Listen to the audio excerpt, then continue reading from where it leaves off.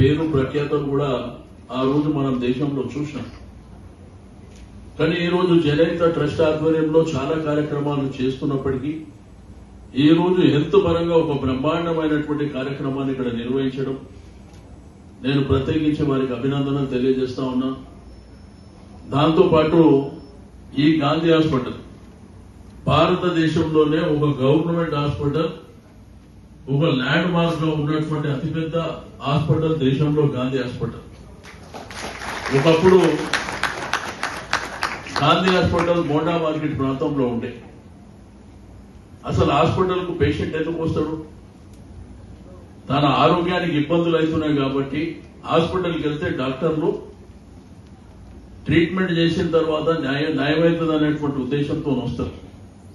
కానీ ఆ పాత గాంధీ హాస్పిటల్ పక్కన మోండా మార్కెట్ ఉండడం, దాని వెనుకనే మర్చూరు ఉండడం, ఆ వైపున సికింద్రాబాద్ రైల్వే స్టేషన్ ఉండడం, వచ్చినటువంటి పేషెంటే కాదు వాళ్ళ అటెండెంట్ ఎవరైనా వస్తే వాళ్ళకు కూడా ఆరోగ్యపరమైన సమస్యలు వస్తున్నాయి.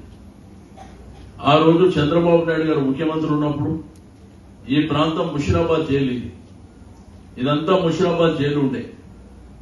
అయితే ఇక్కడి నుంచి జైలు షిఫ్ట్ చేయించి చంద్రబాబు నాయుడు గారికి ఈ యొక్క నియోజకవర్గాన్ని నేనే ఎమ్మెల్యే ఉండి ఆ రోజు చంద్రబాబు నాయుడు గారిని రిక్వెస్ట్ చేసి ఇక్కడ గాంధీ హాస్పిటల్ కడితే బాగుంటుంది, అక్కడ నుంచి చాలా ఇబ్బందులు వస్తున్నాయని చెప్పి ఆ రోజు కష్టపడి ఈ గాంధీ హాస్పిటల్ ఇక్కడ తీసుకురావడం జరిగింది.